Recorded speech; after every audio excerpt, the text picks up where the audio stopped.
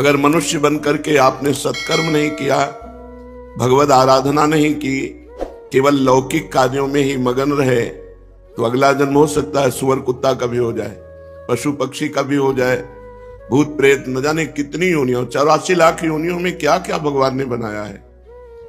दुर्लभो मानुषो देहो, ये बड़ा दुर्लभ है मनुष्य शरीर, लेकिन क्षण भंगुरा, किसी भी क्षण मर सकते हो आप। ये ध्यान में रखने का विषय है। फांसी वाले को तो एक नियत समय है कि आपको कल 12 बजे फांसी दी जाएगी, लेकिन अपने को 12 मिनट का भी विश्वास नहीं है कि 12 मिनट में ही हमारा काम हो सकता है, हमारी आयु पूरी हो सकती है। दुर्लभो मानुषो देहो, देही नाम क्षण भंगुरा, पर यह है क्षण में नष्ट हो जाने वाली मनुष्य देही। इसमें एक कार्य है जो महान है, प्रायः सब लोग उससे विमुख रहते हैं। देखो, जितने भी कार्य किए जाते हैं वो सब सुख के लिए किए जाते हैं। हमारे अंदर एक मांग होती है कि हमें निरंतर अक्षुण्ण सुख मिले, जो कभी दुख का मुख न देखना पड़े। सब करते सुख के लिए है, लेकिन परिणाम दुख क्यों मिलता है? दुख कोई नहीं चाहता, ना चाहने पर भी दुख भोगना पड़ता है। ये दुख कहां से आ गया? हमारे कर्म परिणाम से। हम जो भगवान, शास्त्र, संत इनकी वाणी के अनुसार ना चल करके केवल मनमानी आचरण किए, वो मनमानी आचरण पाप कर्म बन गए, और वो पाप कर्म का परिणाम दुख होता है, पुण्य कर्म का परिणाम सुख होता है। हम करते हैं शास्त्र विरुद्ध आचरण, पाप कर्म, तो हमें सुख कहां से मिल सकता है? इसलिए मनुष्य देही में बहुत सावधान होकर हमको भगवद अर्थ कर्म करने चाहिए। भगवद अर्थ न शुभ ना शुभ। जो शुभ कर्म है पुण्य, वो सोने की जंजीर से बंधा हुआ व्यक्ति है, और जो अशुभ कर्म है वो पाप, वो लोहे की जंजीर से बंधा हुआ है। तो लोहे और सोने से बंधा हुआ तो है ही ना, मुक्त कहां हुआ? कर्म बंधन से मुक्त होने के लिए मानव देह मिला है।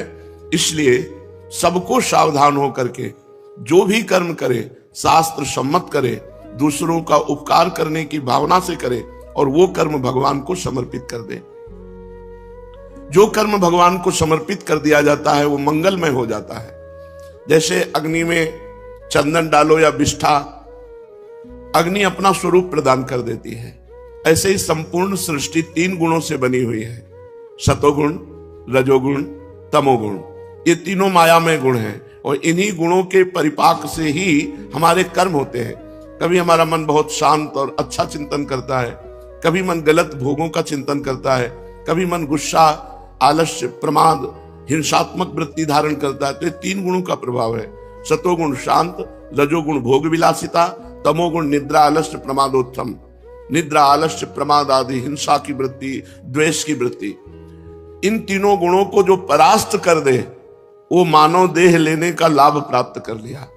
पर प्रायः हमारी बुद्धि इधर आती ही नहीं अध्यात्म की तरफ। हमारी बुद्धि में एक बात रहती है कि मैं पढ़ लिख करके पदाधिकारी बन गया, या जो भी सर्विस कर रहा हूं तो अपनी मेहनत से कमा खा रहा हूं, इसमें भगवान की क्या जरूरत है? जब मैं अपनी मेहनत से कमा रहा हूं तो इसमें भगवान के भजन की या प्रार्थना की, आराधना की जरूरत क्या है? बस यही समाधान करना है कि हम यहां आए हुए हैं, ये हमारा घर नहीं है। ना पहले हम मनुष्य थे, ना आगे मनुष्य बनेंगे। ये बीच में मनुष्य देह मिली है। पत्नी, पुत्र, परिवार, ये सब श्री भगवान ने दिया है। और सही पूछो तो श्री भगवान ही इस रूप में आए हैं। जो पत्नी का शरीर है, जो पुत्र का शरीर है, वो धारण की हुई श्री भगवान विराजमान है। पर हम अज्ञान की धारा में भगवान को ना पहचानते हुए माया में संबंध स्वीकार करके आसक्त हो जाते हैं। मेरी पत्नी है, मेरा पुत्र है, मेरा घर है, मेरा मकान, और इसी आसक्ति के पोषण में पूरा जीवन निकल जाता है। अंतिम परिणाम में हाथ कुछ नहीं लगता। शरीर छूटने का जब समय आए तो आपने 50 वर्ष में जितनी धन संपत्ति कमाई है, उस संपत्ति को देकर अगर 1 सेकंड भी समय और बढ़ाना चाहे तो नहीं बढ़ेगा। इतना कीमती 50 वर्ष आपने भोगों में रत होकर के, नाना प्रकार की क्रियाएं करके, नाना प्रकार की संपत्ति एकत्रित की, लेकिन जब यहां से जाओगे तो कुछ नहीं जाएगा आपके साथ। तो कितना बड़ा घाटा हुआ। हम ऐसे मृत्यु लोक में आए कि यहाँ चाहे जितना बढ़िया मकान बना लो, चाहे जितनी महंगी गाड़ी खरीद लो, चाहे जितना बड़ा पद प्रतिष्ठा यश कीर्ति, लेकिन जहां शरीर छूटा तो सब धूल धूल शरीर, कुछ भी आपके साथ नहीं जाएगा। अगर आपने नाम जप किया है, भगवान की आराधना की है, तो फिर आपकी उन्नति को कोई नहीं रोक सकता। फिर शरीर छूटना एक ट्रांसफर जैसा होता है, जैसे सरकारी आदमी को एक जगह से हटाया गया, दूसरी जगह पहुंचा दिया गया, लेकिन उसकी सेवा में कोई कमी नहीं होती, वही गाड़ी बंगला वही व्यवस्था उसकी होती है। ऐसे हम जब भगवान का भजन करते हैं और भगवत प्राप्त नहीं हुए तो हमें उत्तम मनुष्य शरीर मिलेगा, विवेकवान मिलेगा। हम फिर आगे आकर के भारत में कोई न कोई सेवा ऐसी मिलेगी जिससे परोपकार बन जाएगा, और पूर्व भजन की वृत्ति होने के कारण इस जन्म में इतना भजन बनेगा कि फिर हम आवागमन से मुक्त हो जाएंगे, भगवान को प्राप्त कर लेंगे। यही मानव देह की सार्थकता है। अगर हम भूल कर गए, भगवान का नाम नहीं जप किए, हमें तो आश्चर्य होता है जब हम किसी से पूछते हैं आप भगवान का नाम जप करते हैं, और जब उत्तर मिलता है नहीं, तो लगता है कितना हम असावधान हैं। किसी भी समय हमारा सब कुछ छूट सकता है, और जो हमारा पाथेय है, पाथेय माने रास्ते का खर्चा, जैसे हमको विदेश जाना हो, वहां हमारा कोई परिचय ना हो, हमारे पास पास ना हो, हमारे पास पैसा ना हो, और हमको इस देश से निकाल ही दिया जाएगा, फिर बोलो कैसी हमारी स्थिति होगी। ऐसे ही मृत्यु लोक में आप एक निश्चित समय के लिए आए हो, 80 वर्ष, 100 वर्ष, 120 वर्ष, हद है बस, इसके आगे नहीं। आपको जाना ही पड़ेगा, और यह सत्य है कि एक सुई भी यहां से नहीं ले जा सकते, और यह सत्य है कि भगवान का नाम ही आपको यहां से जाने के बाद सुख प्रदान करेगा। यहां तो सुख प्रदान करेगा ही, यहां के जाने के बाद। अब जैसे आपको पता है कि हमने लाखों करोड़ों भगवान के नाम जप किए हैं, वो नाम आपको यमपुरी नहीं जाने देगा। वो आपको अगर भगवत प्राप्ति नहीं हुई तो दिव्य लोक, देवलोक है, शतलोक, तपलोक, महालोक, जनलोक, स्वर्गलोक, इन लोकों में हमको भेजा जाएगा, और दिव्य सुख सुविधाएं भोगकर पुनः मृत्यु लोक में बहुत उत्तम मनुष्य शरीर मिलेगा। इसलिए चूक मत करो। जैसे बने वैसे, जो भगवान का नाम आपको प्रिय हो, राम कृष्ण हरि राधा, जो नाम प्रिय हो उसको अधिक से अधिक जपो, क्योंकि मनुष्य जीवन की यही संपत्ति है। जिसने नाम जप नहीं किया सो परत्र दुख पावई, सिर धुनि धुनि पछताए, काल ही कर्म ईश्वर मिथ्या दोष लगाए। एकांतिक में एक बड़े धनी मानी पुरुष आए हुए थे। उन्होंने कहा मुझे कोई प्रश्न नहीं करना, लेकिन एक भय है मुझे कि मेरे पास बहुत ऐश्वर्य है, मैंने जीवन में जो चाहा भगवान ने दिया, लेकिन अब मुझे डर लग रहा है कि मेरी मृत्यु हो जाएगी तो मेरा सब कुछ छूट जाएगा। इस डर से कैसे बचे? मेरी प्रिय पत्नी छूट जाएगी, प्रिय पुत्र छूट जाएगा, मकान छूट जाएगा, पद छूट जाएगा। हमने भारतीय कई इनाम प्राप्त किए हैं, वो सरकारी ऑफिसर थे। बोले मुझे बहुत भय लगता है, रात दिन अब भय लगने लगा, क्योंकि मैं वृद्ध हूं, तो मेरी अब आगे की जो गति है वो मृत्यु है। मुझे मृत्यु से डर लग रहा है, मृत्यु से इसलिए कि सब कुछ छूट जाएगा। इसका आपके पास कोई उत्तर है? तो हम कहा जीवन भर इसी उत्तर को ढूंढते हुए रहे हैं। बाबा जी बचपन से बने 13 वर्ष की अवस्था से इसी उत्तर को खोजते रहे कि अपना कोई जब नहीं है तो अपना है कौन?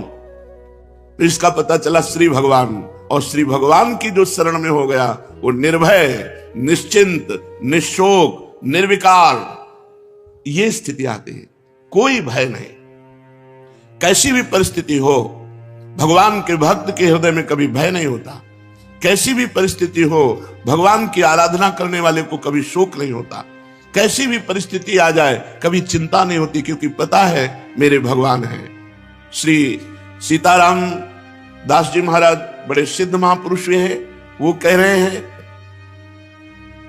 नाम भगवान का परम तीर्थ है। यदि आप राधा राधा, कृष्ण कृष्ण, राम राम, हरि हरि ऐसा रट रहे हो तो आप किसी भी तीर्थ नहीं गए, तो आपको जाने की भी जरूरत नहीं। गंगा, यमुना, प्रयागराज, काशी, गोदावरी, जितने भी तीर्थ अपने भारत में हैं, उन सब तीर्थों को जो पवित्रता प्राप्त हुई है, पापी पुरुष के पाप का नाश करके पवित्र करने की, वो श्री भगवान से प्राप्त हुई है। और श्री भगवान के नाम में इतनी पवित्रता विराजमान है जो तीर्थों में भी नहीं है। इसलिए सीताराम दास जी महाराज कह रहे हैं नाम ही परम शुद्धि, सत्य शुद्धि करम नामो, नाम ज्ञान प्रदम स्मृतम, मुमुक्षूणाम मुक्ति प्रदम, कामिनाम सर्व कामनम। अगर आपको अपने पापों का नाश करके परम पवित्र सुखमय जीवन व्यतीत करना है तो किसी तीर्थ जाओ या ना जाओ, आप घर बैठे कुछ मिनट भगवान का नाम जप कर लो। देखो, जब हम शरीर छूटेगा और यमदूत हमको ले जाएंगे, यमराज के सामने पहुंचेंगे, ये पक्का है। आदमी भूला हुआ, वो सोच रहा मुझे जाना नहीं है। नहीं, रहे न रावण सम अभिमानी, हिरणाकश्यप सब वरदानी। यहां बड़े बड़े तपस्वी, योगी, यति सबको मरना पड़ा है, मरना ही पड़ेगा। इसका नाम मृत्यु लोक है। ये काल का कसाईवाड़ा है, सब काटे जाओगे। हाँ, काटने का कुछ अलग अलग विधान, किसी का दिल फेल हो गया, किसी की किडनी फेल हो गई, किसी का एक्सीडेंट हो गया, किसी को कुछ हो गया, ये निमित्त बनता है, लेकिन जाना यहां से सबको है। अगर यमराज के खाते में आपके 100 नाम भी हैं कि आपने 100 नाम जप किए हैं, 108 नाम जप किए, इतने से ही काम हो जाएगा। एक नाम की कीमत पूरा त्रिभुवन नहीं है, तो आपने जब 100 नाम जप किए हैं तो आपका मंगल हो जाएगा। इसीलिए हम प्रार्थना करते हैं कि 24 घंटे में 24 मिनट भगवान को दे दीजिए। 24 घंटे में यद्यपि जीवन तो केवल भगवान के लिए आपको प्राप्त हुआ है, पर पूरा जीवन भगवान को ना दे पाए, ये हमारी दुर्भाग्य है। तो हमें 24 घंटे में 24 मिनट तो देना चाहिए। प्रातःकालीन ब्रह्म मुहूर्त में उठ करके अपनी दिनचर्या करके, स्नान करके, शांत एकांत में बैठकर कम से कम 24 मिनट भगवान का सुमिरन कर लीजिए। किसी भी तीर्थ जाने की जरूरत नहीं है। हर तीर्थ में जो तीर्थत्व है वो भगवान के नाम में विराजमान है। नाम ही पुण्यप्रद क्षेत्र है। आप नाम जप कर रहे हो तो आपको काशी, कांची, हावंतिका, पुरी, द्वारावती, माया, कहीं भी जाने की जरूरत नहीं है। सारे पुण्य क्षेत्र आपको फल प्रदान करेंगे घर बैठे, यदि आप नाम जप कर रहे हैं। नाम ही परम देव है। जो नाम है वही श्याम है, जो श्याम है वही नाम है। जय नाम तेई कृष्ण। जो नाम जप रहे हैं बोले कृष्ण कृष्ण कृष्ण, तो साक्षात भगवान कृष्ण कृष्ण नाम रूप से आपकी जिह्वा में विराजमान है। इसलिए नाम ही परम देव है, नाम ही परम तपस्या है। देखो, जप करके टीवी 3 घंटे फिल्म देखो, आपका मन कहीं नहीं दौड़ेगा, और 3 मिनट नाम जपना शुरू कर दो, मन भागने लगेगा, संसार में जाने लगेगा। यदि संसार से मन को खींच करके भगवान के नाम में आप लगाते हैं, सबसे बड़ी तपस्या है। सबसे बड़ी तपस्या है मन को संसार से खींच करके भगवान के परम मधुर नाम में लगाना। नाम में अपार सामर्थ्य है। नाम ही परम दान है। यदि आप किसी भूले हुए जीव को ये प्रेरणा देते हैं कि आप 5 मिनट ही नाम जप कर लिया करें, और वो नाम जप करने लगा, तो मंगल तो नाम जापक का होगा ही, लेकिन जिसने नाम की प्रेरणा की, ये सबसे बड़ा दान है। भगवान के नाम से भूला हुआ जो जीव माया में आसक्त है, उसे कुछ मिनट नाम जप करने की आदत डलवा दे, प्रेरणा दे दे, उसका स्वभाव बन जाए कुछ मिनट नाम जप करने का। इससे बड़ा कोई मंगलमय कार्य, इससे बड़ा कोई दान पुण्य नहीं है। नाम ही परम क्रिया है। जैसे क्रियाओं में आता है यज्ञ करना, तो यज्ञ में सबसे बड़ी यज्ञ है जप यज्ञ।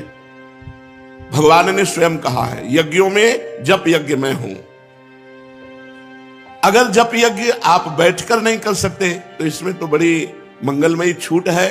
आप अपवित्र हो या पवित्र, अपवित्र पवित्रो वा सर्वावस्थांगतो पिवः यह स्मरेत पुंडरीकाक्षम सवायाभ्यांतरा शुचि।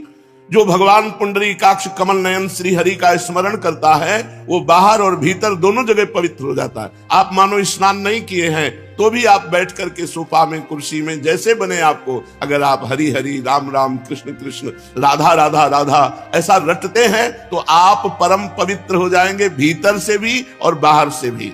इसलिए यज्ञानाम जप यज्ञोस्मि, यज्ञों में सबसे बड़ी यज्ञ मैं जप यज्ञ हूं। बैठकर भगवान का नाम जप करना ये बहुत बड़ी यज्ञ है। परम धर्म, छोटे छोटे धर्म हैं। एक भाई का भाई के प्रति क्या धर्म है, पति का पत्नी के प्रति क्या धर्म है, पत्नी का पति के प्रति क्या धर्म है, बेटे का पिता के प्रति क्या धर्म है, पिता का पुत्र के प्रति क्या धर्म है। इस तरह से लोक धर्म बहुत छोटे छोटे हैं।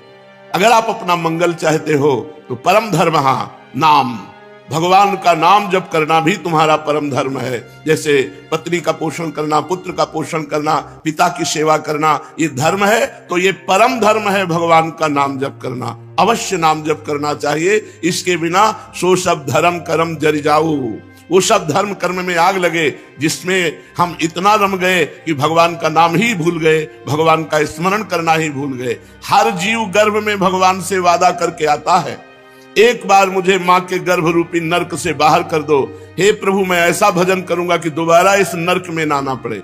पर भूमि परत भा ढाबर पानी, तिम जीव ही माया लपटानी।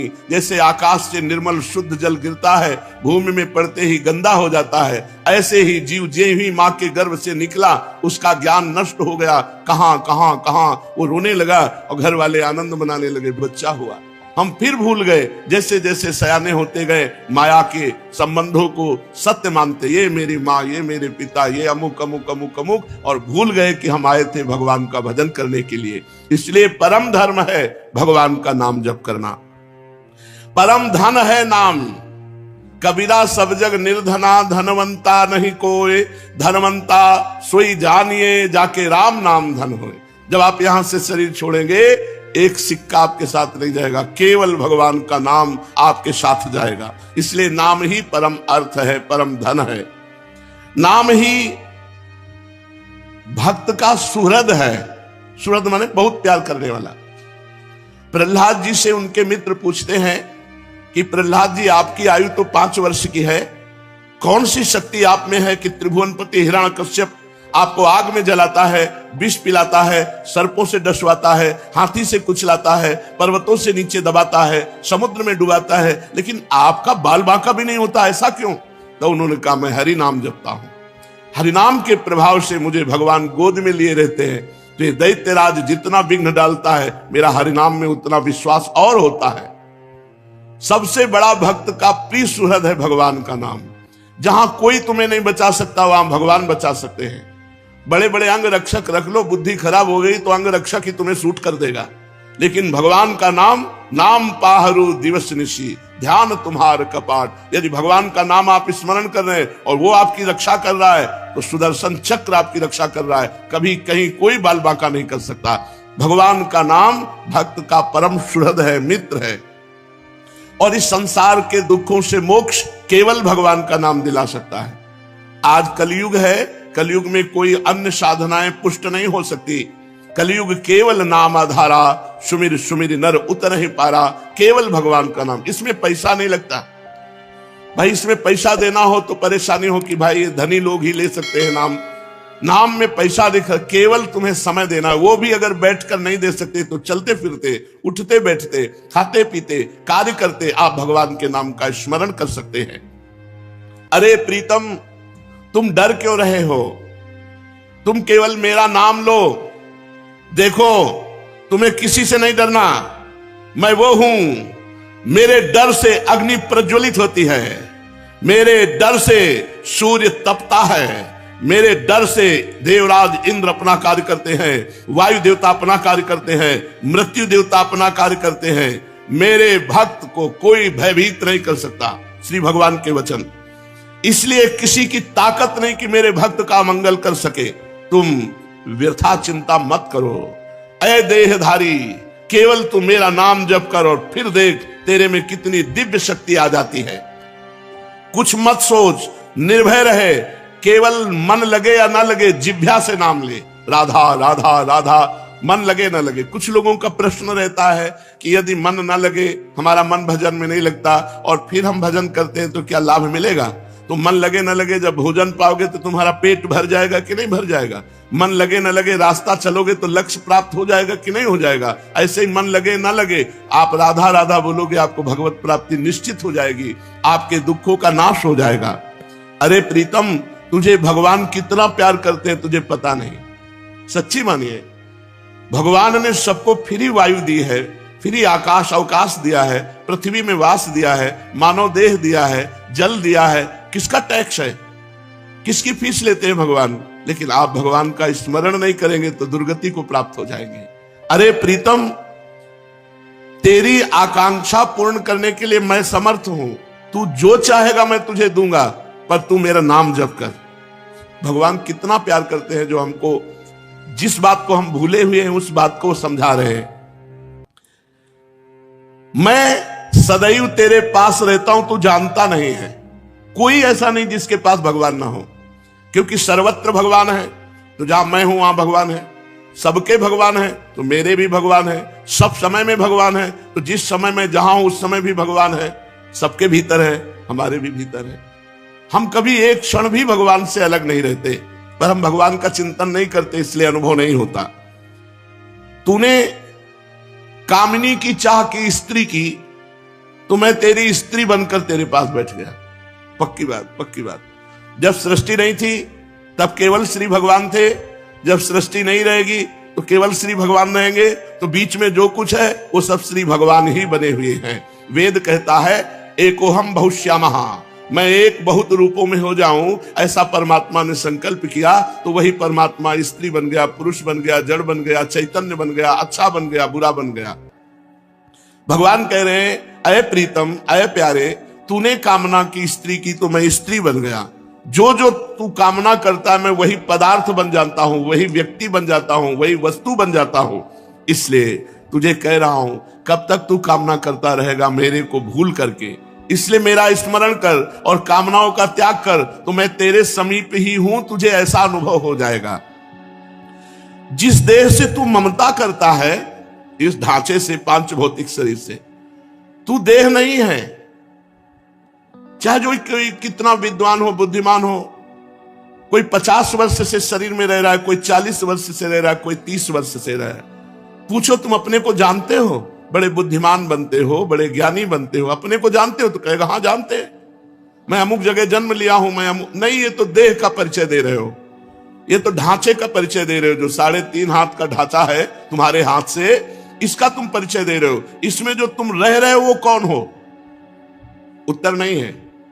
तुम कौन हो? तो अपना नाम बता देगा, मेरा अमुक नाम। नहीं, ये देह का संबोधन है। मैं अमुक रूप रंग का हूं, ये देह का संबोधन है। तुम कौन हो? अब चुप हो जाएगा। बस यही बात जान ले तो परमात्मा प्राप्ति हो जाए। भगवान का चिदानंदमय स्वरूप तुम हो। अपने को भूल करके पुरुष शरीर में तो पुरुष मान लिया, स्त्री शरीर में तो स्त्री मान लिया। अरे ओ मेरी संतान, श्री भगवान कह रहे हैं, इस जड़ देह की ममता से ही तेरा पतन हुआ है।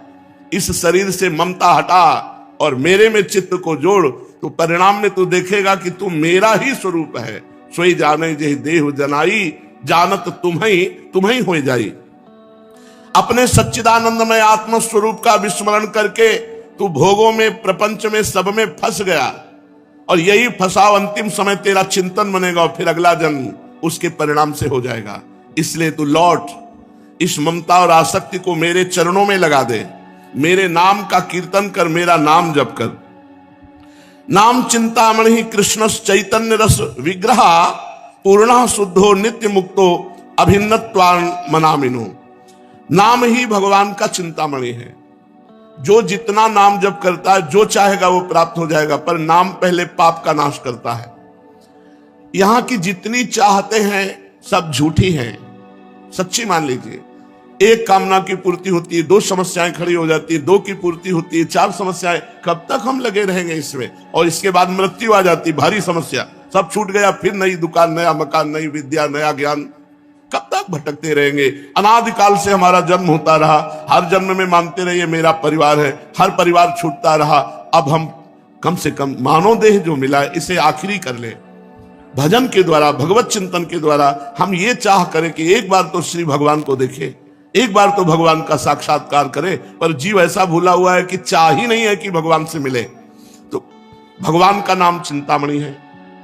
यदि आप लौकिक पदार्थ भी चाहते हो तो वो पुण्य के बल से प्राप्त होते हैं। तो सबसे बड़ा पुण्य है भगवान का नाम। खूब भगवान का नाम जप करो। नाम चैतन्य रस विग्रह, भगवान का चिदानंद स्वरूप नाम है कृष्ण। ये कृष्ण चिदानंद में जप कर देखो, बड़ा ज्ञान समाया हुआ है। जो राम राम नहीं कह पाते थे, मरा मरा मरा उल्टा जपे, वो ब्रह्म ज्ञानी हो गए। वो भगवान के पावन चरित्र को रचा वाल्मीकि रामायण में। अगर हम सीधे राम राम जप रहे हैं, राधा राधा जप रहे हैं, तो हमें कौन सा ज्ञान नहीं प्राप्त हो जाएगा? चैतन्य रस विग्रह, पूर्ण शुद्ध, नित्य मुक्तो अभिन्न स्वान नाम नामिनो।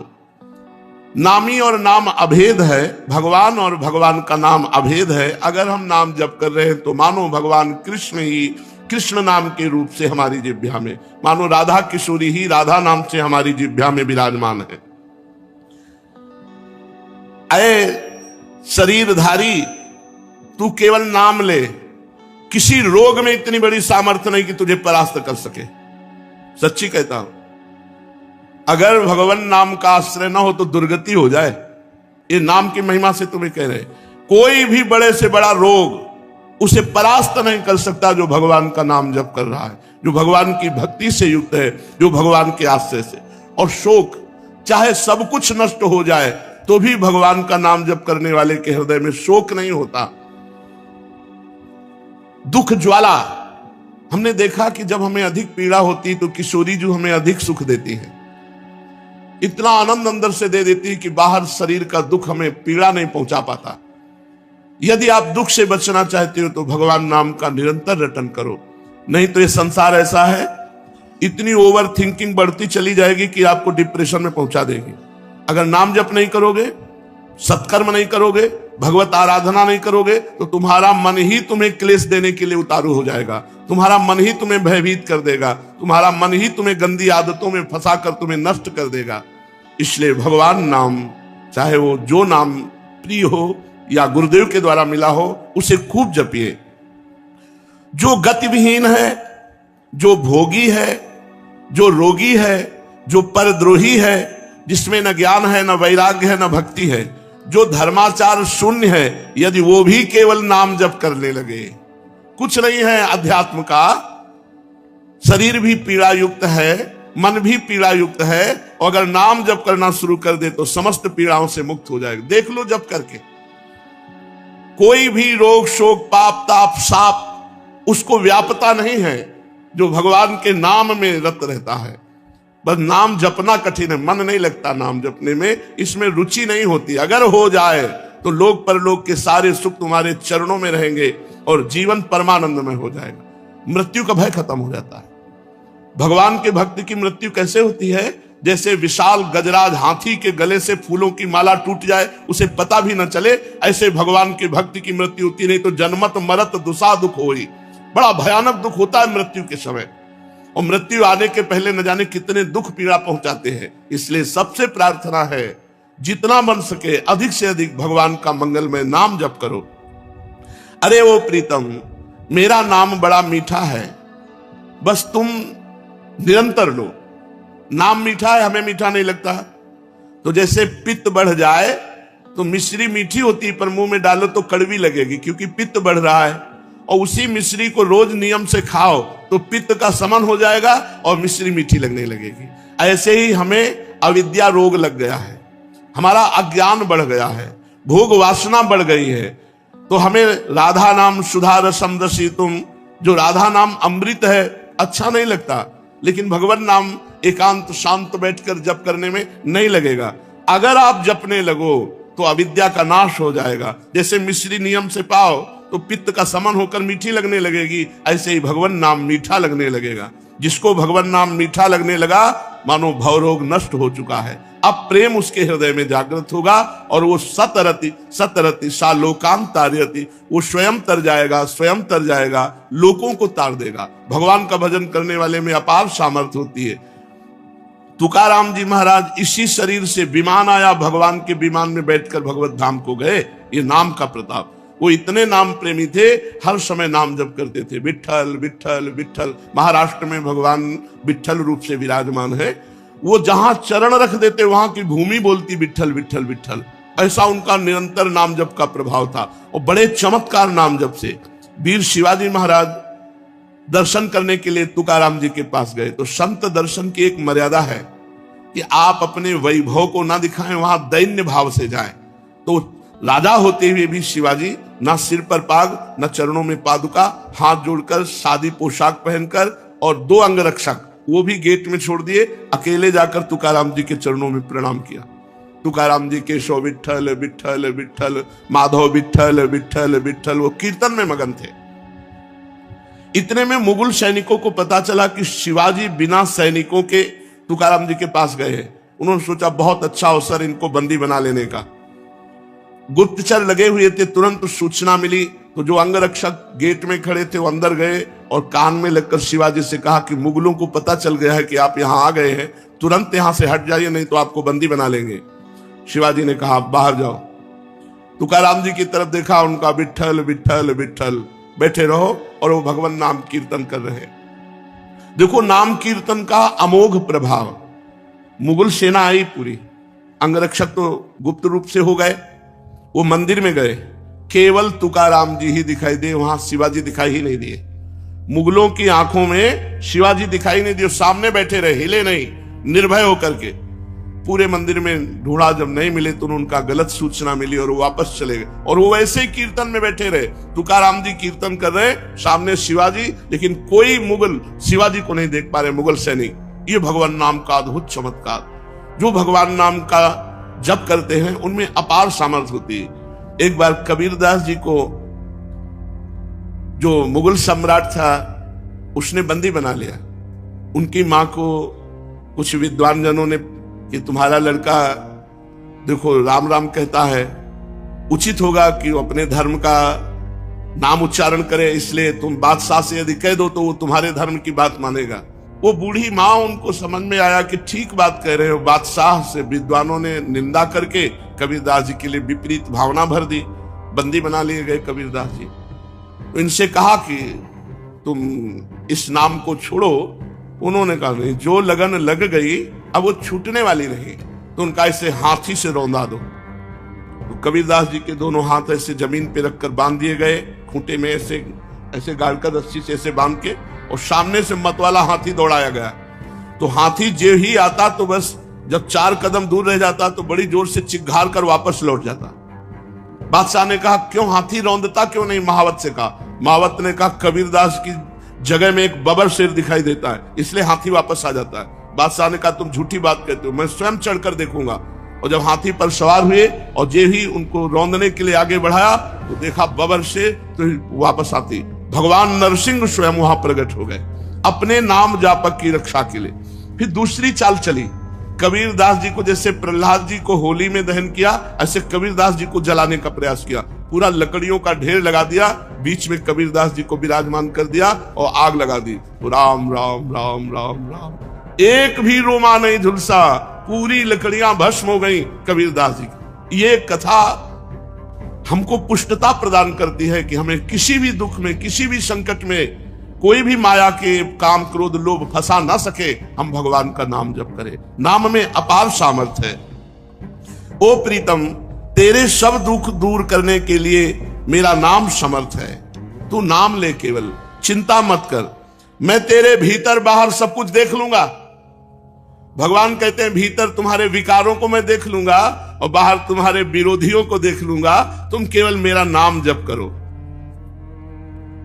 कितने कृपालु भगवान हैं। जो संपत्ति शिव रावण ही, दीन दिए दशमाथ, सोई संपदा विभूषण ही, सकुच दीन रघुनाथ। मस्तक काट काट करके भगवान शंकर को प्रसन्न करके लंका प्राप्त की थी रावण ने। भगवान की शरण में गए तो जाते ही समुद्र का जल लेकर भगवान ने अभिषिक्त कर दिया और लंकेश कहकर विभूषण को संबोधन किया। जो संपदा इतनी बड़ी तपस्या की रावण ने अपने सिर काट के भगवान शिव को दिए, वो सकुच करके रघुनाथ जी ने विभीषण को दी। ऐसा कृपालु भगवान का स्वभाव है। कह रहे तेरे भीतर बाहर मैं सुख प्रदान करूंगा, तेरे भीतरी शत्रुओं को, बाहरी शत्रुओं को मैं देख लूंगा। जब भगवान कह रहे हैं तो अपने को क्या परेशानी? अपने को तो केवल नाम जप करना है और अपने कर्तव्य कर्म को करना है। आप जो भी कर्तव्य कर्म करते हैं वो भगवान की पूजा हो जाएगी यदि नाम जप करते हुए करें, भगवान का स्मरण करते हुए करें। देख, तू बीच बीच में मेरे को देखकर पुलकित हो जाएगा। जब नाम जापक खूब नाम जप करता है तो उसे भगवान के दर्शन होने लगते। वो जिधर देखता है उसे भगवान श्याम सुंदर मुस्कुराते हुए नजर आते। ये कथा नहीं है, ये जीवन है। आप अपने जीवन को भगवान को समर्पित कीजिए और नाम जप कीजिए, देखिए आपको भगवान का दर्शन होता है कि नहीं। भगवान यही है, भगवान सब में है, भगवान सब रूपों में है, भगवान सब समय में है। बस केवल आप नाम जप कीजिए, फिर आप देख लेंगे। मेरे सरस स्पर्श से अनुक्षण तू पुलकित रहेगा। तेरी आंखें जगत को नहीं देख पाएंगी, मेरे को देखेंगी। इसलिए आनंदमय मैं तुझसे सत्य कह रहा हूं, तू केवल मेरा नाम जप कर। अरे अपने को तू भूल गया है, तू मेरा बच्चा है। भगवान कह रहे तू मेरा अंश है। ममई वांशो जीव लोके जीव भूता सनातना, मना कष्टानेन्द्रियाणि प्रकृति स्थानि करसति। मन और 5 ज्ञानेंद्रियों के चक्कर में फंस करके तू अपने को भूल गया। हमारा जो स्वरूप है वो भगवत स्वरूप है, हम भगवान के अंश है। तो चाहे 1 चम्मच गंगा जल लो तो गंगा जल, 1 टैंकर लो तो गंगा जल, गंगा जल है जैसे, ऐसे हम भगवान के अंश है। तो भगवान पूर्ण है, तो पूर्ण का अंश पूर्ण ही होता है, हम भगवत स्वरूप ही है। पर 5 ज्ञानेंद्रियां और 1 मन, ये भोगों में लगने के कारण हम अपने स्वरूप को भूल गए हैं। तो आनंदमय है, परमानंदमय है, लौटो, इस संसार के जंगल से लौटो, मेरी तरफ लौटो। कैसे लौटेंगे? केवल नाम जप से।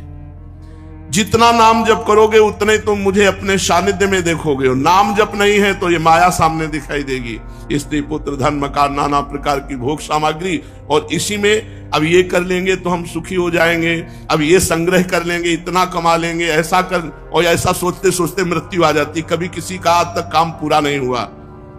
काम पूरा तभी माना जाए जब भगवत प्राप्ति हो जाए। वृंदावन का पावन नाम जिसके कान में पड़ गया वो नरक नहीं जाएगा। और जिसने वृंदावन के ठाकुर को लुभायमान दृष्टि से देखा, ओ बांके बिहारी, राधा वल्लभ लाल, राधा, ओ मेरे जीवन धन, एक बार प्यार से प्रभु की तरफ देखा, दृष्टम किंचित तद अपहृतम दृग स्पृष्टम श्यांग कर्षि।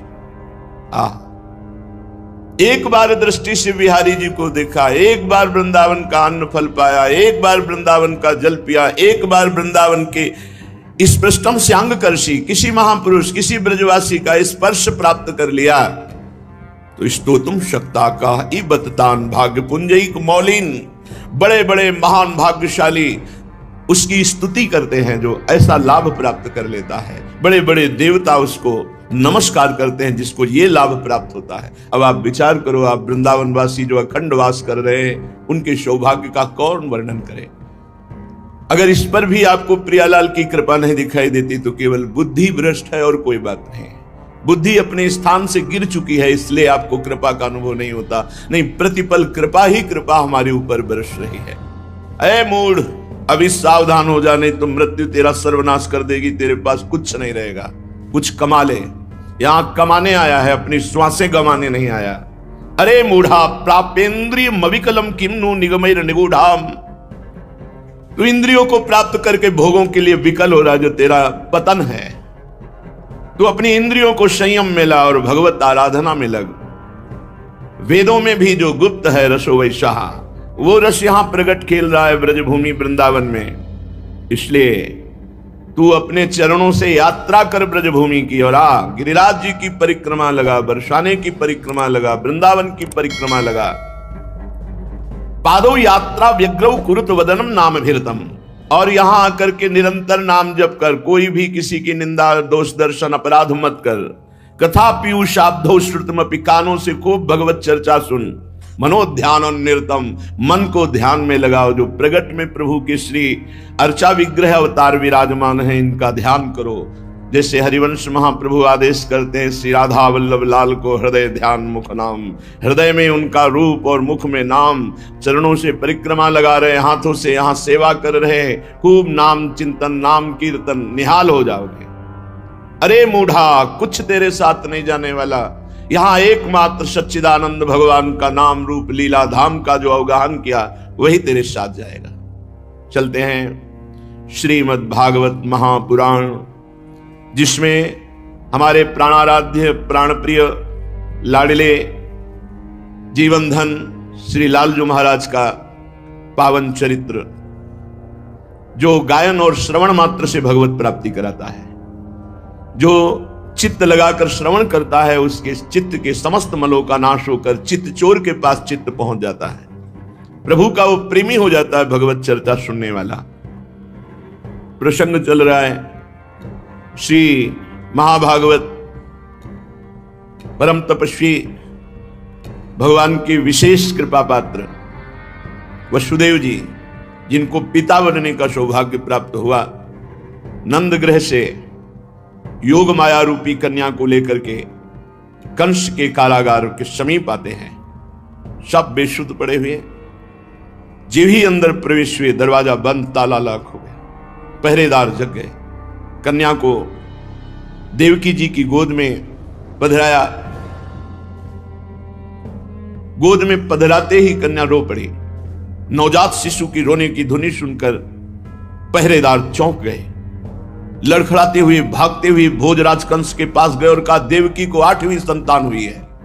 बस इसी बात का इंतजार कंस कर रहा था, क्योंकि आकाशवाणी ने कहा था, देवकी की 8वीं संतान तेरी मृत्यु का, तेरे सर्वनाश का कारण बनेगी। कंस बड़ी आकुलता और घबराहट के साथ द्वारपालों की बात सुनते ही कूद पड़ा, सूतिका गृह की ओर झपटा। मेरे काल का जन्म हुआ है, भयभीत होता जा रहा है, विकल होता जा रहा है। बाल बिखर गए, कई बार लड़खड़ा कर रास्ते में गिरा। बंदी गृह में पहुंचने पर देवकी जी ने देखा, ये राक्षस आ रहा है जो हमारे हर बच्चे का काल हुआ है। कहने को तो ये भाई है, पर ये राक्षस है।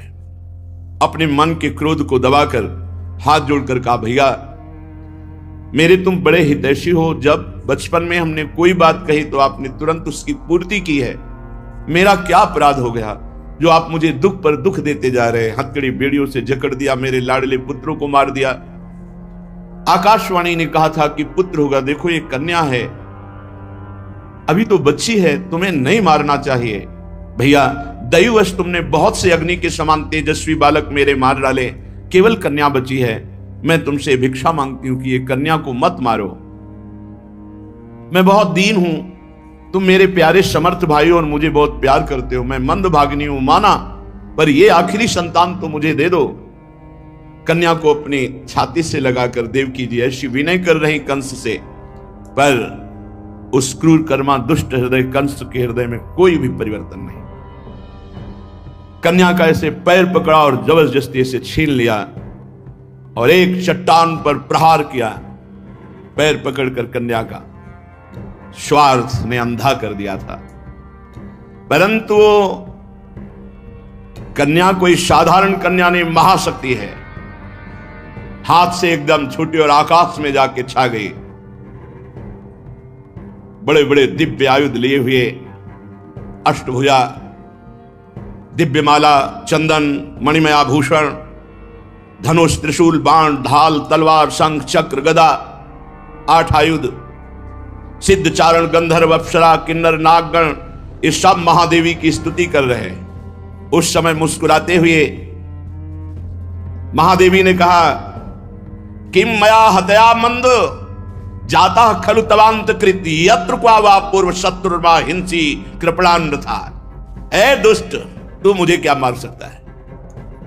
तेरे पूर्व जन्म का शत्रु तुझे मारने के लिए पैदा हो चुका है। तू निर्दोष बालकों की हत्या करता है। और एक क्षण में देवी अंतर ध्यान हो गई।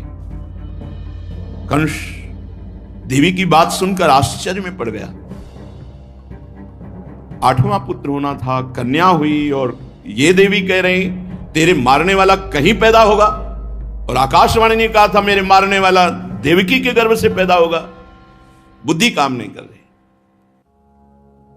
फिर तो मैंने अपने बहन वही देवकी वसुदेव जी को व्यर्थ में कष्ट दिया। जब मारने वाला कहीं और पैदा हो गया तो वसुदेव जी के सामने घुटने पे हो गया, हथकड़ी बेड़ी सब कटवा दी और कहा, बहनोई जी, बहन मैं बड़ा पापी हूं।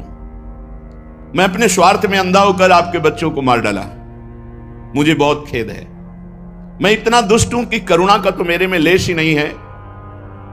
मैं कैसे बताऊं कि मैं कैसा कठोर हृदय का हूं।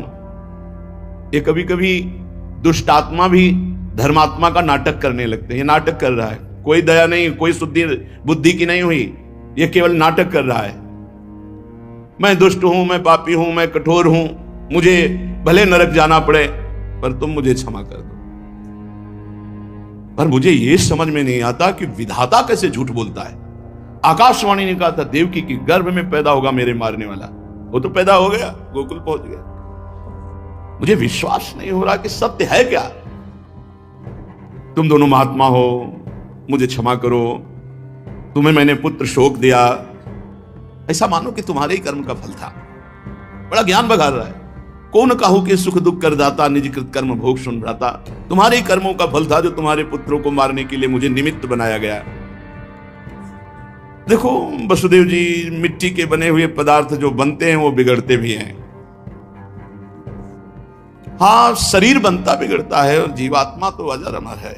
कितना सुंदर ज्ञान बघा रहा है कंस। ऐसे ज्यादातर ज्ञान सबके है, पर उसका प्रयोग। वसुदेव जी, जो लोग तत्व ज्ञानी नहीं है ना, वो शरीर को आत्मा मान बैठते हैं और शरीर के सुख दुख को अपना सुख दुख मान लेते हैं। शरीर का आना जाना, जन्म मृत्यु अपना मान लेते हैं। जो तत्व ज्ञानी नहीं, ये तत्व ज्ञानी है। बड़ा ज्ञान है लोगों में, उपदेश करने में बहुत कुशल लोग मिलेंगे, लेकिन अपने मन को चेला बना ले ऐसा कोई बिरला योगी होगा। जो अपने मन को उपदेश दे करके सही रास्ते पे चलावे, वही उपदेष्टा, वही गुरु। प्रभु के चरणारविंद की तरफ अपनी वृत्ति को ले जाने की कोशिश कीजिए। उस व्यक्ति से ऐसे कठोर वचन बोल दिए जाते हैं जो हृदय को चुभते रहते हैं। बाहर का डंडा लगा है, पिटाई हुई तो 2-4 दिन में ठीक हो जाएगा। ये हजारों दोषों की पंक्तियां यहां हैं। कोई कह दे हम निर्दोष हैं, हमें लगता है कि यही सबसे बड़ा दोष है। नहीं तो अंदर देखा जाए ना, तो क्रम क्रम से धीरे धीरे निर्दोष हुआ जा रहा है। क्रोध वेग सह गए तो वाणी और मन और शरीर के द्वारा जो हिंसा का वेग है उससे बच जाएंगे।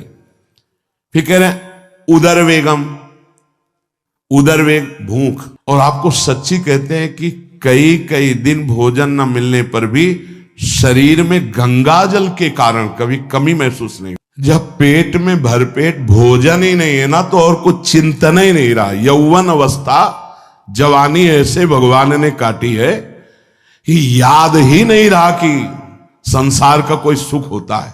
शासन में ले लिए तो जनेन्द्री को आप शासन में ले लेंगे, और अगर रसेंद्री को शासन में ले लिया तो जनेन्द्री को शासन में ले सके।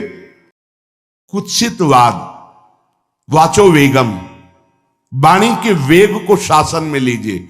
और मनशाह, मनोवेगम, मन का वेग आता है। ये देखूं, ये भोगूं, आदि आदि संकल्प विकल्प, इसके वेग को सह जाओ। कुछ नहीं बोलना, सहने का मतलब होता है कुछ नहीं बोलना। मन कह रहा मुझे ऐसा करना है, मुझे ऐसा करना है, मुझे ऐसा, कुछ नहीं बोलना। कुछ भी उसकी जलन जो हो रही है किसी से नहीं कहना, शांत गंभीर, खत्म। पर उपासक क्या करता है? जो कच्चा उपासक है, नहीं नहीं अब मेरे मन में आ रही, मेरे मन में जलन हो रही, मुझे ऐसा करना है, मुझे ऐसा नहीं। शांत, न बोलना है जो मन में आ रहा है, ना उसकी जलन पर ध्यान देना है। अपने मंत्र नाम उपासना कर्तव्य में लगे रहो, शांत हो जाएगा। इसके शांत करने की युक्ति है, इसे मतलब मत रखो। जैसे एक पागल आदमी रोड में खड़े तुम्हारे ऊपर कंकड़ फेंके, थूके, गाली दे, तो अपने लोग क्षमा भाव से कि वो पागल है, ऐसे मन अभी पागल है, इसके निर्णय पे ना हो। ये क्षण क्षण में बदल, इसको भजन से मतलब नहीं है, इसको क्षण क्षण में नवीन नवीन प्रपंच चाहिए। ये मनशा वेगम, मनोवेगम, इसका स्वरूप यही है, यही बंधन और मोक्ष का कारण है। ये क्षण क्षण में प्रपंच चाहता है। 5 ज्ञानेंद्रियों के द्वारा ये जाल रचा करता है जीव को फंसाने का। जहां हो, जैसी परिस्थिति में हो, बहुत अच्छी परिस्थिति भगवान ने दी, उसी परिस्थिति में भजन कर ले जाओ। परिस्थिति बदलने की जरूरत नहीं है, भजन करने की जरूरत है। भजन कर ले गए तो स्थिति बदल जाएगी, परिस्थिति नहीं। परिस्थितियां कहीं भी अनुकूल नहीं होती, स्थिति अनुकूल बनाई जाती। भजन के द्वारा स्थिति। जीवन में कभी कोई परिस्थिति ही ऐसी नहीं रही जिसमें भजन किया जा सके। जीवन में पूरे, अगर पूरे जीवन के तारतम्य को देखते हैं तो एक कष्ट की वेदी पर स्वाहा ही स्वाहा होता रहा है। जीवन की आहुति केवल कष्ट पर, और आज भी कष्ट ही कष्ट। फिर आप सोचोगे सुख किसे कहते हैं? ऐसे कांटों वाले पेड़ पर ऐसा सुगंधित फूल खिलता है कि जिससे परमात्मा मुग्ध हो जाता है। जीवात्मा नहीं, परमात्मा मुग्ध हो जाता है। वो ये मार्ग है। उस सुमन को लेकर वो अपने श्रृंगार में लगा लेते। सुमन, सुंदर मन, ये कांटों पे खिलता है, जैसे गुलाब का फूल कांटों पे नहीं खिलता, हाँ ये कांटे हैं। हर द्वंद की पीड़ा को सहता हुआ जो उपासक आगे बढ़ता है तब सुमन खिलता है।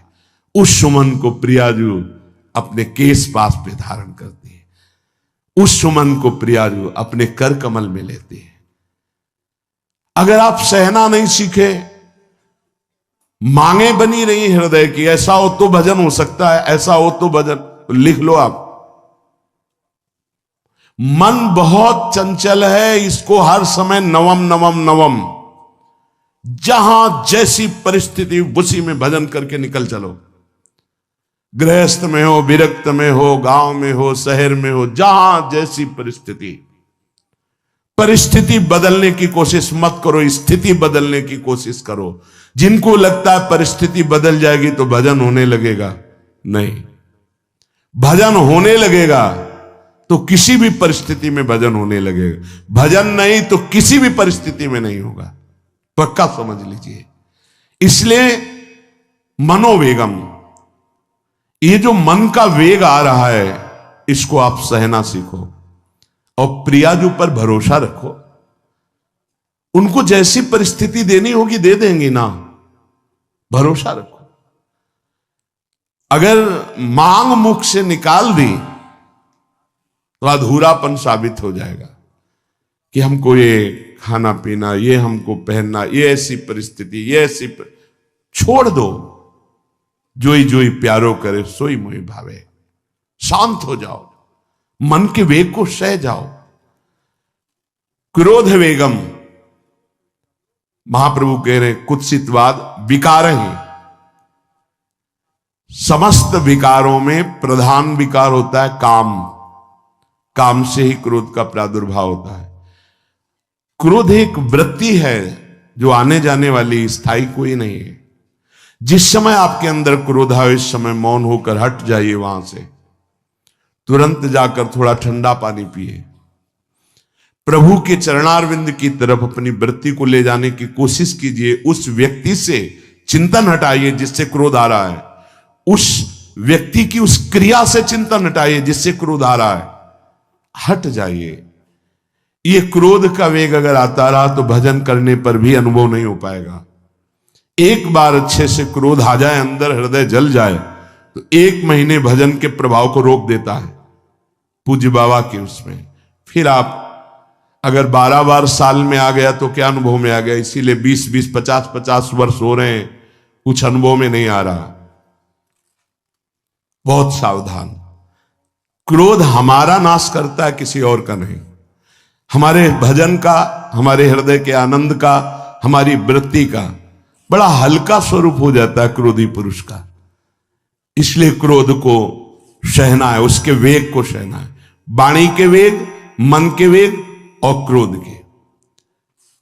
अगर क्रोध के वेग को सह गए तो अगला है हिंसा का वेग, वो अपने आप सह जाओगे, क्योंकि क्रोध से ही हिंसा होती है। हिंसा का वेग, वाणी के द्वारा बहुत हिंसा होती है। ऐसे कठोर वचन बोल दिए जाते हैं जो हृदय को चुभते रहते हैं।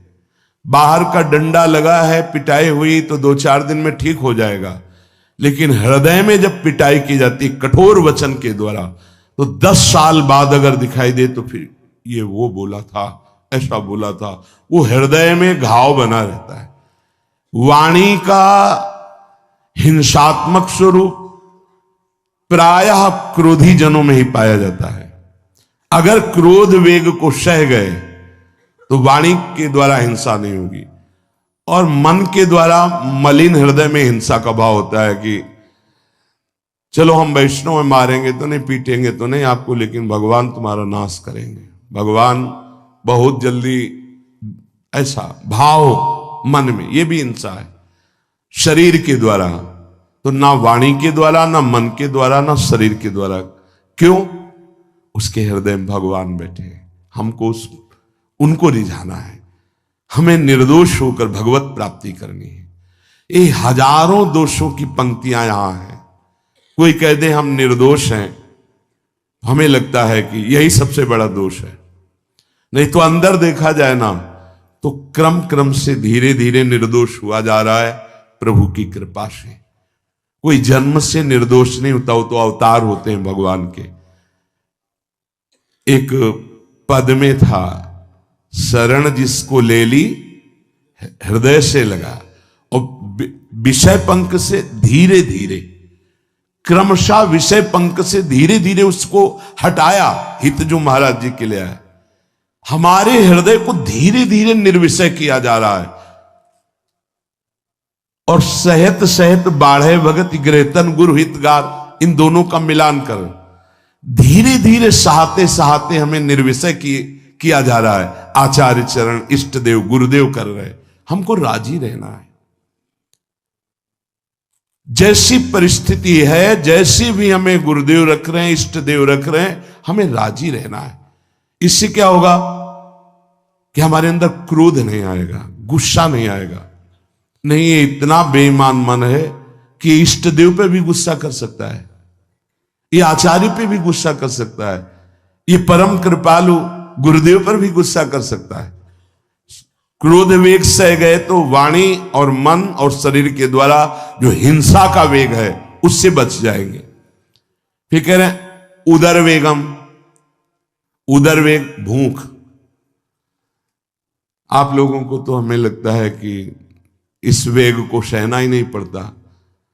ये जो विरक्त गंगा किनारे घूमने वाले हैं, इनको ज्यादा इस वेग को सहना पड़ता था, क्योंकि प्राय कभी ऐसे शाम के समय पहुंचना होता, जब आप गंगा किनारे नहीं रुक सकते तो आश्रम, अब वहां पूछ लिया तो पूछ लिया, नहीं पूछ लिया तो राधे श्याम पड़े।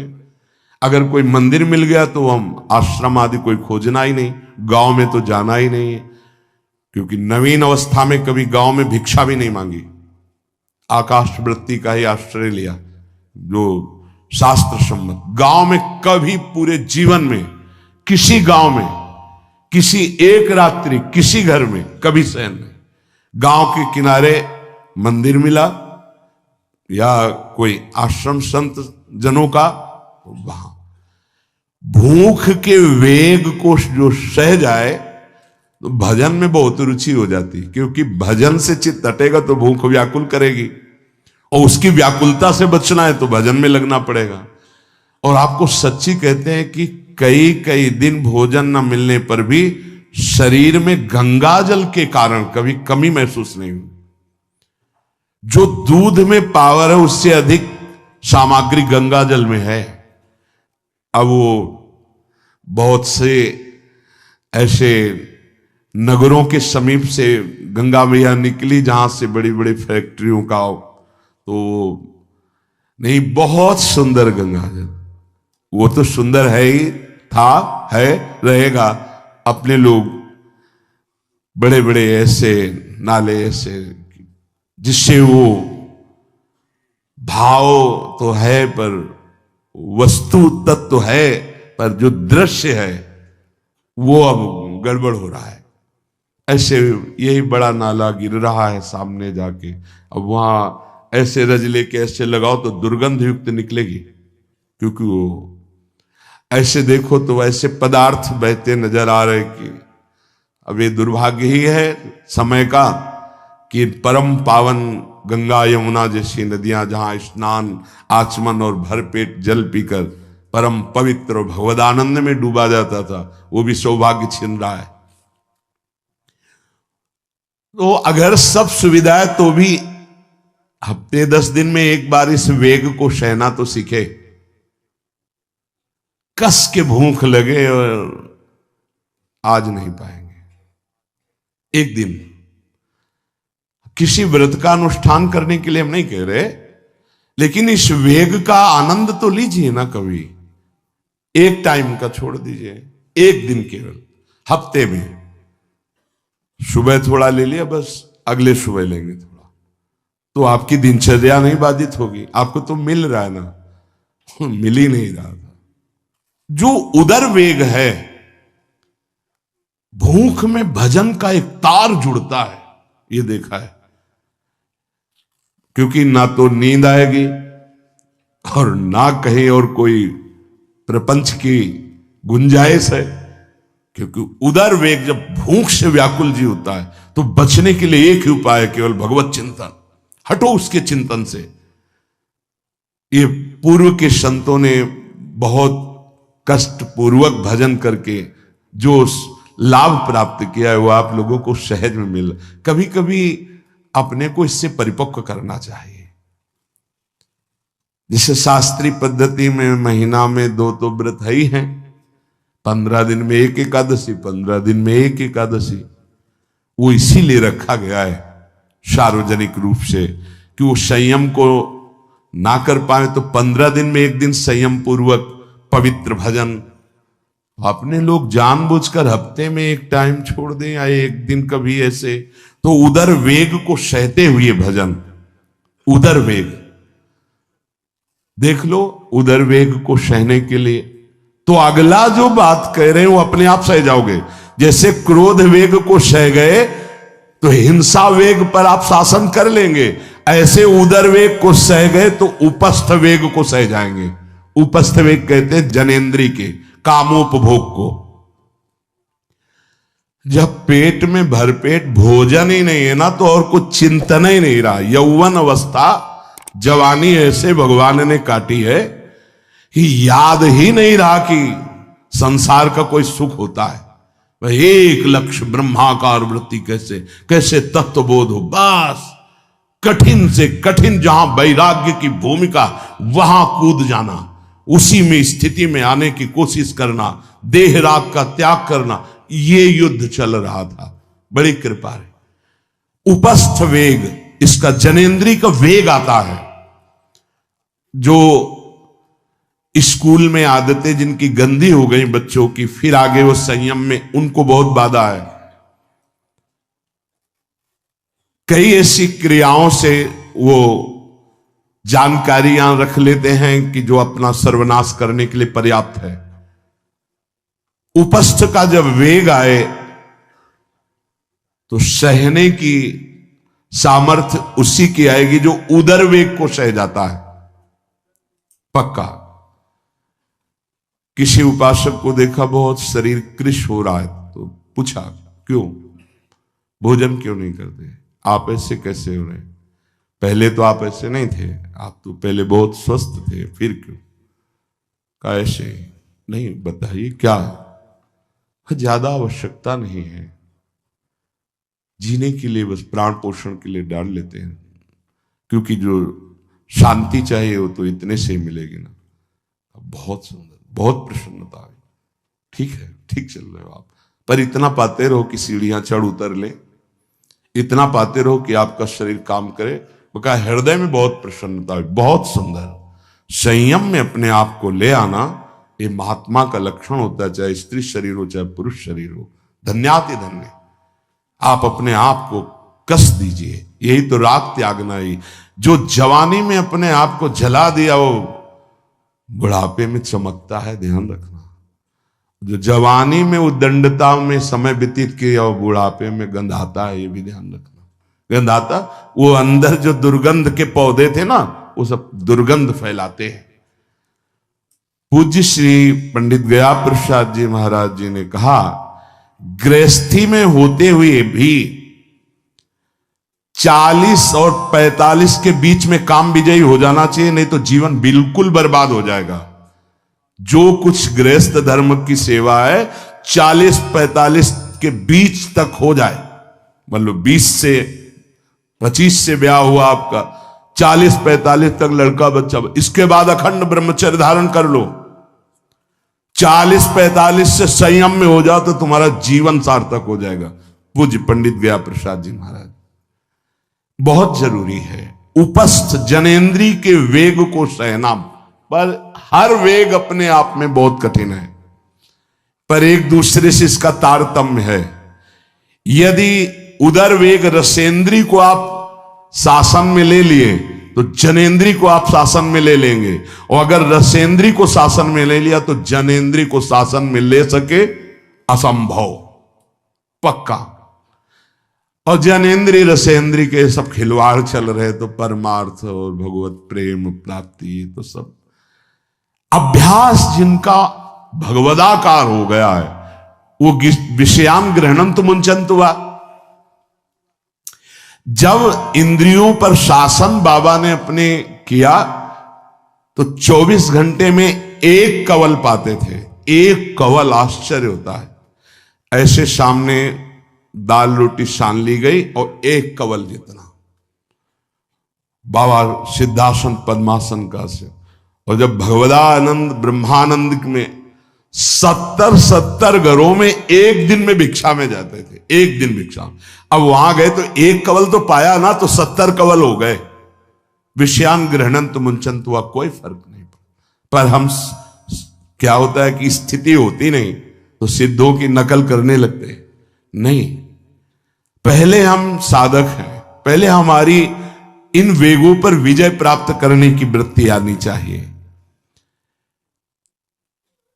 वाणी का वेग, मन का वेग, क्रोध का वेग, हिंसा का वेग, उदर का वेग और जनेन्द्री का वेग, एतान वेगान सहते यस्तु विद्वान। वही शास्त्रों के रहस्य को जानने वाला परमार्थी है जो इतने वेगों को सह जाए। निंदा चास्य हृदयम नोपहन्यात। इसके बाद जब उसकी निंदा हो तो उस पर कोई फर्क नहीं पड़ना चाहिए। इसके बाद जो इन सब वेगों को सह गया, अब उसकी निंदा हो रही, कोई निंदा कर रहा है तो उसको आनंद पूर्वक सह जाए। ऐसा क्यों कहा? इसके बाद अगर दोष है, निंदा हो रही, तब तो संभालना ही, ये गलती हो गई आपसे। जब आप दोष रहित है फिर निंदा हो रही तो आनंद पूर्वक आपको उसका विरोध नहीं करना, सहना है। क्योंकि ये सहना बिल्कुल भगवत साक्षात्कार के नजदीक ले जाएगा। देखो, अपमान, निंदा, तिरस्कार, असलियत में हम कैसे साधक हैं, इन्हीं के द्वारा परिचय होता है।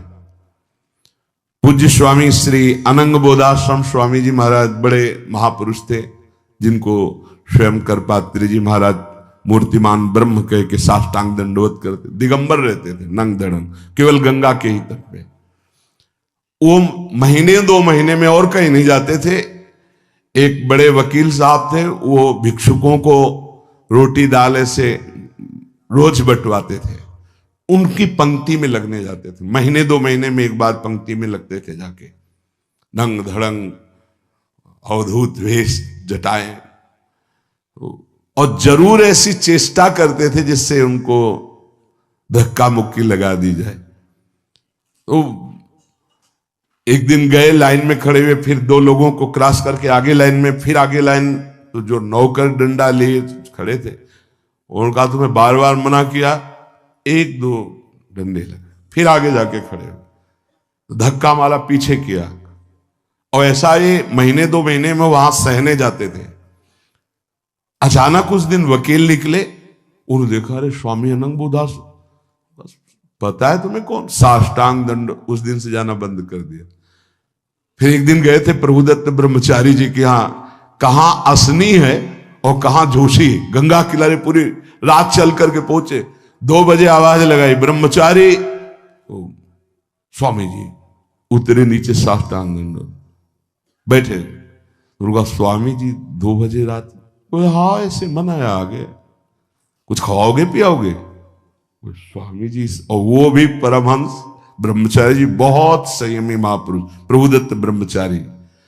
टीन में कुछ आटा रखा, तो बोले स्वामी जी कहो तो रोटी बना दे। बोले हाँ बनाओ। रोटी और नमक ऐसे पाए, जितना टीन में आटा था सब पागल, जो 2-4 किलो जो भी। तो बोले स्वामी जी आटा तो खत्म हो गया। बोले हाँ, भोजन का स्वाद तो साधु ही जानता है। फिर उठे, झूसी से असनी फिर पैदल। हे संतों की मौत! अपमान, तिरस्कार, क्षुधा, हर वेग, ये हमारी कसौटी है। परमार्थ का पथिक है, जिस मार्ग का हो। देखो सुदामा जी गृहस्थ मार्ग के कितने उच्च कोटि के, नरसिंह मेहता गृहस्थ मार्ग में कितने उच्च कोटि के। एक कभी तो सौभाग्य ऐसा प्रभु देते जब कोई हमारी निंदा करता है, ये सौभाग्य है, हमें सहने का सौभाग्य मिलता है। कभी तो कोई अपमान करता है जब, तो भगवान से प्रेरित होकर वो सौभाग्य मिलता। ये साधक को उस समय चिड़चिड़ा नहीं होना चाहिए, उस समय मुस्कुराना चाहिए कि आज मेरी स्थिति का थर्मामीटर डाला जा रहा है, कैसे हो, नहीं आनंदित है। पर देख लो, प्रशंसा होगी तो चेहरा खिला हुआ गुलाब के फूल की तरह मिलेगा, और निंदा होगी तो ऐसे होगा। ऐसा नहीं होना चाहिए। नहीं करत जे अनसहन निंदक, तीनों पे अनुग्रह कियो। इसीलिए पूज्य बाबा कह रहे कि इसके बावजूद, अर्थात समस्त वेगों को सहन करने के बावजूद तुम्हारी जब निंदा हो और उसको सह जाओ, तब तुम परमार्थ के सूरवीर योद्धा कहे जाओगे। विपत्ति में सब साथ छोड़ देते तो हृदय के भी साथी साथ छोड़ते हैं, ध्यान रखना। जब विपत्ति आती है तो मन भी साथ देना बंद करने लगता है, विपरीत जाने लगता है, बुद्धि भी विपरीत जाने लगती है। इसलिए जो विपत्ति में अपने धैर्य और साहस को ना खोकर अपने सिद्धांत से चलता है उसे महात्मा कहते, चाहे वो गृहस्थ हो चाहे विरक्त हो। ध्यान दीजिए, संपत्ति में, अनुकूलता में तो सब सावधान होने की कोशिश करेंगे, बड़ी कृपा है भगवान की। यहां कहने विपत्ति में सब साथ छोड़ते हैं, ये जीवन